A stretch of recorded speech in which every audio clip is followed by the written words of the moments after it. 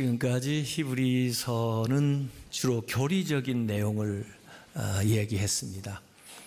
그래서 구약의 희생 제사, 또 제물, 또 제사장 성막이 어떻게 예수님에게서 또 예수님의 십자가 사건을 통해서 이루어졌는가를 설명하면서 예수님이야말로 더 큰 제사장이시고 또 예수님이 드리신 그 제사야말로 더 완벽한 그런 제사였다고 하는 것들을 설명을 했습니다.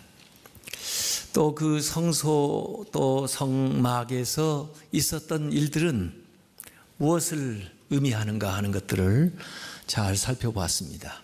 근데 오늘 이제 히브리서 10장 19절부터 그 교리적인 것이 어떻게 실제 생활 신앙으로 실천적으로 성도들의 삶에서 나타나야 되는가 하는 것들을 얘기를 하고 있습니다.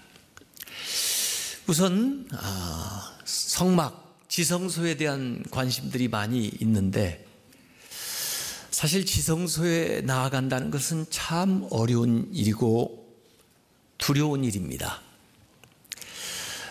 보통 이방인들은 그 성막에 들어가지도 못하고 유대인이라 해도 성막 들어가서 그 뜰에 머무를 정도고 제사장만 성소에 들어갈 수가 있는데 그 물두멍에서 자신을 정결케 하고 성소에 들어갑니다.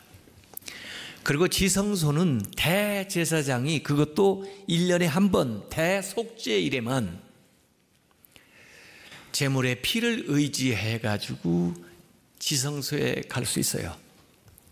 그러니까 구약의 그 성막은 가는 곳마다 사람들을 구분해 놓고 가는 곳마다 마치 출입금지라고 팻말이 써 있는 것 같아요. 이방인은 이 성막 밖에까지, 유대인은 성막 안에, 제사장은 성소까지, 대제사장은 1년에 딱 한 번만 지성소에 갈 수 있는 거예요. 그래서 신비스러운 곳이기도 하고 두려운 것이기도 하고 범접할 수 없는 그런 장소가 이 성막입니다. 그렇게 1500년 동안 내려온 거예요. 여기 성소에 들어갈 담력을 얻었다. 담력이라는 뜻이 영어로 말하면 authorization인데 권한을 부여했다는 거예요. 예. 그래서 예수의 피를 갖다 들이다 대면 문이 열리는 거예요. 성소뿐 아니라 지성소뿐 아니라 하나님의 보좌까지 올라갈 수 있는 권한을 우리에게 주셨다는 것이죠. 그러니까 예수의 피가 길이에요, 길.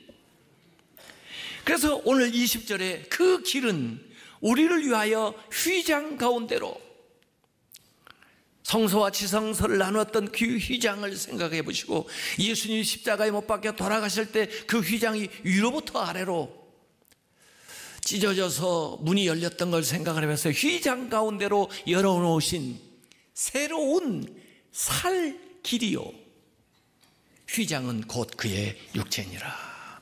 새로운 길이에요. 왜 새로운 길을 내죠? 과거에 돌아가고 불편하고 그렇기 때문에 새 길을 내는 거예요. 이 새로운 길인데, 새로운 한 길인데, 없었던 길인데, the way, 유일한 길인데 그 길이 살 길이라고 그랬어요. 생명으로 가는 길이라 그 말이에요. 죽음으로 가는 길도 있어요, 세상에는요. 그런데 예수 그리스도께서 그 피로 열어놓으신 그 길은 새로운 길일 뿐만 아니라 살 길, 생명의 길로 우리를 인도해 주셨다는 거예요. 예수 그리스도의 십자가의 희생을 통해서 우리가 이러한 특권을 얻게 되었다는 거죠. 그 예수의 피의 효력은 영원까지 믿는 자 누구에게든지 미치게 된다는 것입니다. 그래서 그 예수의 피를 의지해야만 지성서뿐만 아니라 하나님의 보좌 앞으로 우리가 나아갈 수가 있어요. 나의 의나 나의 공로나 나의 물질로는 그렇게 담대함을 가질 수가 없어요. 하나님이 받으실지 안 받으실지 확신할 수가 없어요. 하나님 앞에 그것이 능력이 있을지 없을지 자신이 없어요. 그러나 예수 그리스도의 피가 하나님 앞에 담대하게 나아갈 수 있는 그런 권한을, 그런 효력을 우리에게 준 것을 믿으시기 바랍니다. 더구나 그 하나님 앞에 가게 되면은 그곳에 누가 계시느냐? 21절에 또 하나님의 집 다스리는 큰 제사장 예수 그리스도가 계시는 거예요. 어디에 초대를 받아서 귀한 자리에 간다 할지라도 가기 전에 좀 망설여지는 게 있어요. 내가 아는 사람이 거기에 한 명이라도 있을까? 또 가서 좀 어색하지 않을까? 진짜 내가 오라고 그랬지만 그곳에 가면 환영받을 수 있을까? 이런 생각을 하기 마련이에요. 그런데 그곳에 가보니까 예수 그리스도가 계신 거예요. 우리가 평생 섬기던, 우리를 기다리시는, 우리를 오라 초청하셨던 예수 그리스도가 그 집의 주인인 거예요. 그러니까 얼마나 담대하게, 얼마나 기쁜 마음으로 그곳에 나아갈 수가 있겠어요. 이것이 사실입니다. 이것이 지금까지 얘기한 말씀을 통해서 우리에게 주는 근거예요. 그리고는 이 근거 위에 서서 이 히브리서 기자는 세 가지의 권면을 우리에게 주고 있습니다.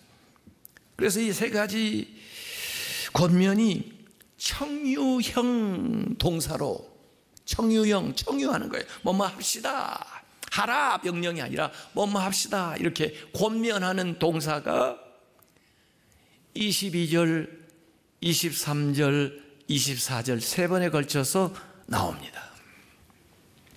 첫 번째 22절은 우리가 마음의 뿌림을 받아 마치 피를 뿌리듯 보혈로 예수님의 피 뿌림을 받아 악한 양심으로부터 벗어나고 몸은 맑은 물로 씻음을 받았으니 마치 물두멍에서 씻는 것처럼, 아니 세례를 통해서 씻음을 받는 것처럼 참 마음과 온전한 믿음으로 하나님께 나아가자.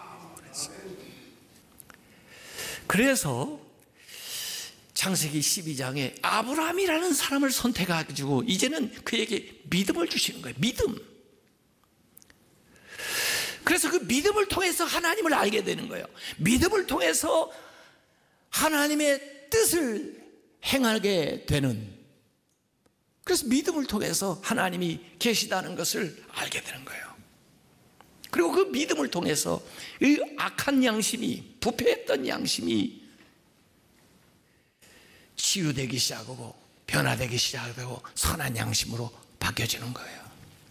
그래서 원래 우리는 양심으로 하나님을 알 수 있게 만들어 놨는데 그게 오염이 돼가지고 악한 양심. 근데 예수 그리스도의 십자가의 보혈을 통해서 우리의 그 악한 양심이 선한 양심으로 변화되는 거예요. 그러면서 양심으로도 하나님의 뜻을 깨닫게 되는 거예요. 양심으로도 하나님을 느낄 수 있게 되는 거예요. 그래서 저는 정말 인간으로서 온전해지는 건 뭐냐? 공부 많이 하고 철학적으로 된다고 해서 지식은 쌓지 몰라도 양심까지 새로워지려면 결국은 믿음을 가져야만, 예수 그리스도의 보혈의 피로 뿌림을 받아야만 우리의 양심조차도 선해줄 수 있다고 저는 그렇게 생각하는 거죠. 그 마음뿐 아니라 우리의 몸조차 더 주의 피로 씻어서 지난주에 말씀된 것처럼 죄사함을 받았고, 더 나아가 거룩하게 되었고, 더 나아가 온전하게 되어서 참 마음과 온전한 믿음으로 하나님께 나아가자. 그래서 첫 번째 권면은 나아가자예요. 나아갑시다 이래요. 하나님께 나아가는데 예수 그리스도의 피를 힘입어서 우리의 참 마음, true heart, 전심이에요. 마음을 다하는 거예요. 그리고 온전한 믿음, fullness of faith, 믿음으로 가득 찬 그런 마음을 가지고 하나님 앞에 나아가자. 앞에서 히브리서 4장 16절에도 그렇게 말씀한 적이 있어요. 우리가 하나님 앞에 나가면 어떻게 하느냐, 긍휼하심을 받고 때를 따라 돕는 은혜를 얻고, 그러기 위해서 우리가 은혜의 보좌 앞에 담대히 나가는 겁니다. 하나님의 보좌 앞에 나가면 심판을 받는 게 아니고 두려운 게 아니고 은혜를 받는 걸 믿으시기 바랍니다. 긍휼하심을 받는 걸 믿으시기 바랍니다. 은혜라고 하는 것은 받을 자격이 없는데도 주는 거예요. 긍휼하심은 받아 마땅한 것을 면해주는 거예요. 심판을 면해주는 거예요. 그래서 이전에 1500년 동안 성막에 나아가면서도 확신할 수 없고 두려웠던 이 모든 것이 예수 그리스도의 보혈을 통해서 우리에게 마련한 그 길로 하나님의 보좌 앞에 담대히 나가는데, 하나님이 주신 은혜와 긍휼을 확신하면서 나아가는 길이 된다는 것입니다. 주님이 주신 특권을 활용하세요. 성막 바깥에만 머무르지 마시고 머뭇머뭇하지 마시고 예수 그리스도의 보혈의 공로를 의지해서 주님 앞에 담대히 나아가십시오. 그곳에서 주님께서 날마다 우리에게 은혜를 주시고 우리를 긍휼히 여겨주신 것을 믿으시기를 바랍니다. 이것이 믿음의 여정이에요. 이것이 믿음 생활이에요. 이게 개인적으로 되어진 것이라면 그 다음에 23절에 두 번째 권면이 나옵니다. 또 약속하신 이는 미쁘시니, 약속하신 분은 하나님이에요. 하나님은 신실하시니, 약속을 잘 지키시는 분이시니 우리가 믿는 도리, 믿는 도리라고 하는 것은 신앙 고백이에요. 내가 죄인이었지만 예수 그리스도를 믿음으로 하나님의 자녀 되었고 죄사함을 받았고 구원을 받았고 영생을 얻게 되었고, 이게 믿음 도리예요. 신앙의 고백, 그 도리의 소망을 움직이지 말고 굳게 잡고, 두 번째 권면은 굳게 잡으세요예요. 뭘 굳게 잡아요? 소망을. 하나님은 신실하신 분이시기 때문에 그분이 언약하신 이 새 언약, 예수 그리스도를 통해서 우리에게 약속하신 그 약속, 그것이 우리의 소망인데 그것을 굳게 붙들고 사세요. 움직이지 말고 흔들리지 말고. 세상에 살다 보면요, 다른 것을 붙들기 때문에 흔들리는 거예요. 나에게 생명을 약속할 수도 없고 참 평안도 약속할 수도 없고 또 앞날의 일들도 보장해 줄 수 없는 것들을 붙들고 살기 때문에 불안한 거예요.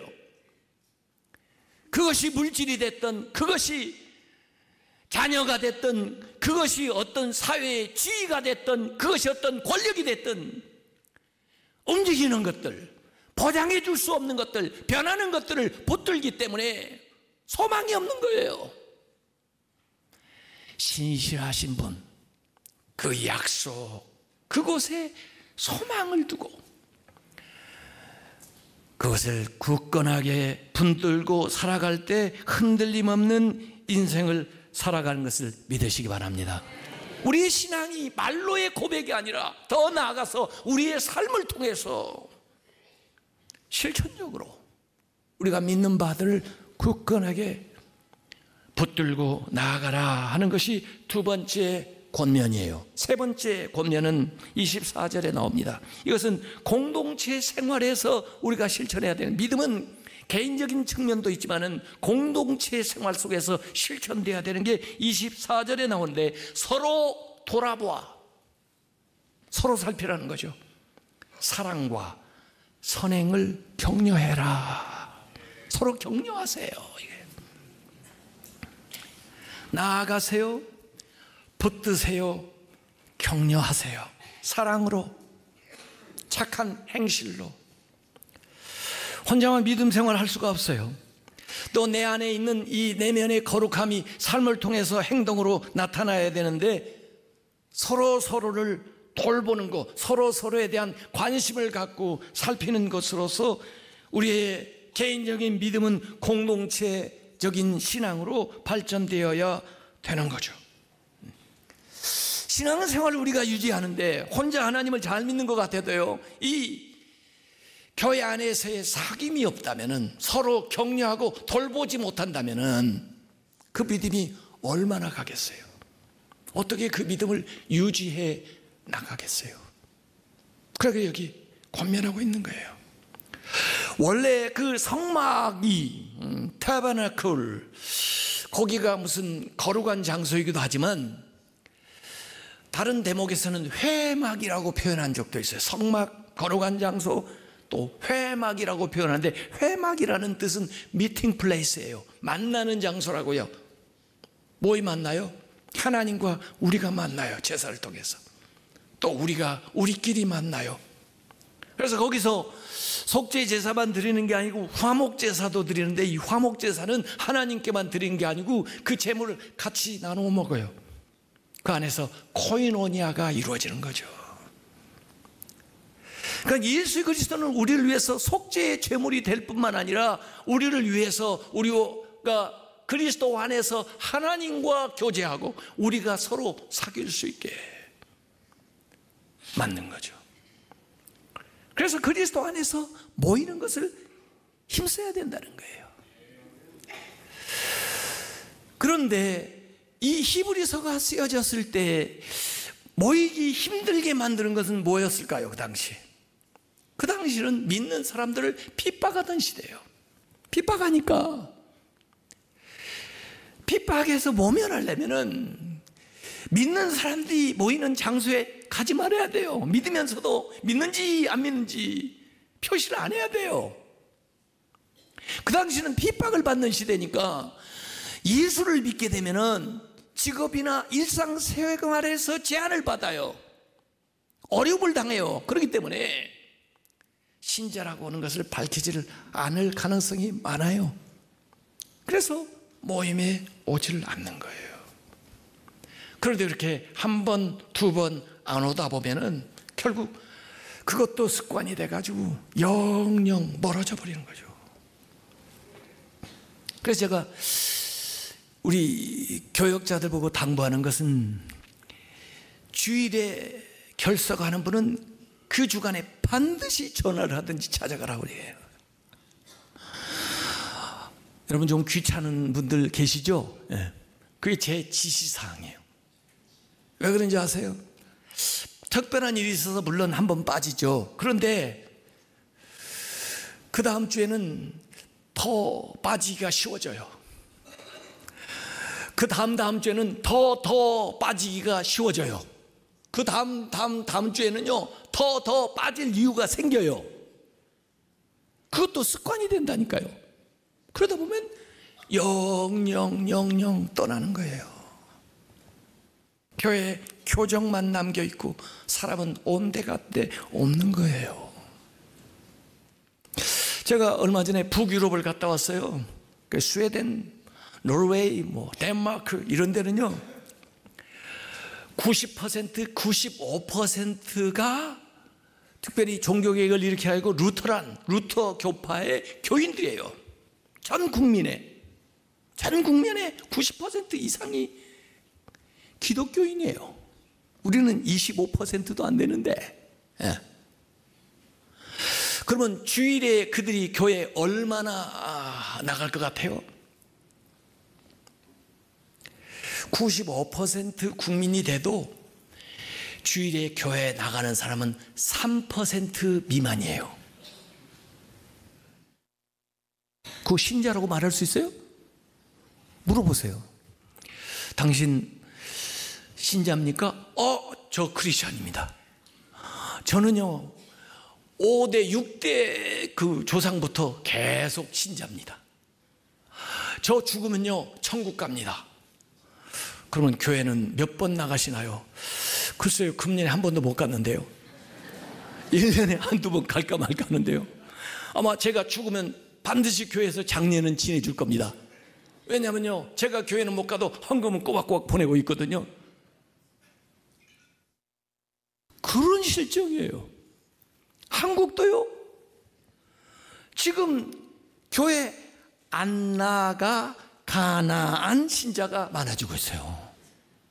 어떤 분들은 지금 통계를 냈는데 한국 그리스도인 중에 신자라고 하는 사람 중에 20%만 교회를 출석한다는 것입니다. 지난주에 교회를 가셨으니까 20%만 교회를 가신 거예요. 그러고도 신자라고 얘기를 하는 거예요. 그래서 교인들을 물어볼 때요, 그 교인 몇 명이가 이렇게 물어보는데요, 대답하기가 곤란해요. 왜냐하면 교족부에 있는 교인은 많거든요. 그러나 주일에 출석하는 교인은 또 적거든요. 그럼 주일에 출석하는 교인만 교인입니까? 교족부에 있는 분들이 교인입니까? 그러니까 뭐라고 대답하기가 곤란해요. 그래서 출석은 몇 명이고요, 재적은 얼마예요? 이렇게 얘기를 해요. 왜 우리나라는 이렇게 모이는 게 힘듭니까? 우선요, 바빠서 못 모입니다. 바빠요. 다 일이 있어요. 근데 왜 바쁘다고 교회를 못 나오신지 압니까? 우선순위가 잘못됐어요. 만약에 아무리 바빠도 하나님께 예배드리는 시간을 우선으로 알았다면, 하나님과의 관계를 우선으로 알았다면 다른 것들이 시간 없어서 못할 일이 될지 모르겠어요. 그런데 우선순위에서 쭉 밀려있기 때문에, 하나님은 마지막이기 때문에 시간이 나면 하고 시간이 없으면 못하는 거예요. 바빠서 못해요. 왜 주일에 못 모이는지 아십니까? 욕심 때문이에요. 오늘 나가서 일을 하면 얼마를 버는데, 오늘 가게를 열면 얼마가 들어오는데, 욕심 때문에, 그것 때문에 시험을 당하는 거예요. 그 욕심을 버리지 못해서 못 오는 겁니다. 왜 못 오시는지 압니까? 게을러서 못 옵니다. 지금도 자는 사람이 있을 거예요. 아마 교회 와서 자는 건 괜찮고, 아직도 일어나지 못해가지고 요새 말이에요, 밤새도록 2-3시까지 뭘 하는지, 그러고는 한 4시나 돼가지고 잠자리에 드는데 지금까지도 못 일어나는 거예요. 그래서 못 나오는 겁니다. 그래서 모이기를 패하는 거예요. 그것도 습관이라고. 그래서 영영 하나님 앞에 더 가까이 나가야 되는데 나가지를 못하고 살아가는 거예요. 그래서 열심히 모이라고 여기 권면하고 있는 거예요. 주일도 모여야 되지만은 저녁에도 모여야 되고, 구역도 모여야 되고. 세상 살아가는 거하고 예배드리는 거하고 비교해 보세요. 그래도 세상살이가 더 많아요. 어디에서 더 영향을 받겠어요? 모이려면 서로 권면해야 돼요. 서로 열심히 모이도록. 그래서 우리 교회의 모임이 하늘나라의 모형이 돼야 돼요. 하늘나라를 보여줄 수 있는 모임이 돼야 되는데, 주님의 가까움을 볼수록 더 열심히 하라 그래요. 어제보다 오늘이 주님이 오실 때가 더 가까워졌어요. 오늘보다 내일이, 다음 주가 주님 오실 날에 더 가까이 간다고요. 우리가 믿음 생활 더 열심히 하다가 주님을 맞이해야 되지, 믿음이 떨어지다가 주님을 맞이하면 되겠어요? 하나님께 더 가까이 나아가자.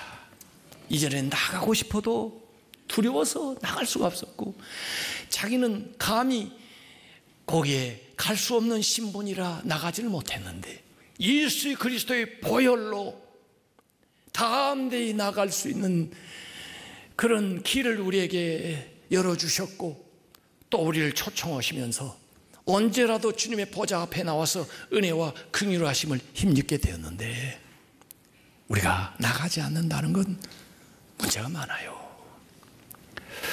오늘 이 말씀대로 순종해서 하나님의 은혜와 축복을 누리시기를 주님의 이름으로 축원합니다.